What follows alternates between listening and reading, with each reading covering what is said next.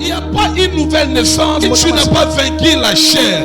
Nous demandons, Seigneur, bénis-nous. Seigneur, fais ceci. Mais Dieu ne fera pas ça aussi longtemps tu es conduit par la chair. La Bible dit que les désirs sont formellement opposés. À chaque fois que tu voudras craindre Dieu, les sentiments viendront pour te déloger, te déplacer dans la présence de Dieu. L'apôtre Paul a dit, vous avez commencé en esprit, mais vous avez fini par la chair.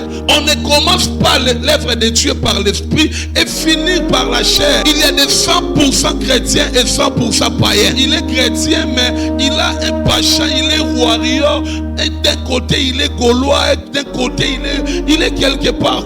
Mais frère, ces choses pareilles ne peuvent jamais se retrouver dans la vie des gens qui se sont nés de nouveau. Si on regarde comment est-ce que tu vis comme si tu étais la propriétaire de ce monde. Ce monde ne nous appartient pas. Un jour tu partiras. Mais laisse-moi te dire, si tu ne sauves pas ton âme, la Bible dit l'âme qui pêche, c'est celle qui mourra. Celle qui mourra. Tu n'es pas sur la terre pour plaire à la chair, non pour plaire à tes sentiments. Tu es sur la terre pour plaire à Dieu. La manière dont tu vis aujourd'hui, est-ce que cela plaît à Dieu? La chair ne te permettra pas à servir le Seigneur. Voilà, aujourd'hui, nous avons des chrétiens rétrogradés. Il était protocole, pasteur, chantre. Aujourd'hui, il est nulle part. La gloire et la bénédiction de Dieu ne sera pas votre partage. Car la Bible dit, celui qui met sa main sur la charge, garde par derrière, ne sera plus digne de moi. Et ta prière ne sera pas écoutée. Aucune circonstance sur la terre ne peut t'empêcher à vivre pleinement ta nouvelle naissance. Ni ton pasteur, ni ton église, qui que ce soit,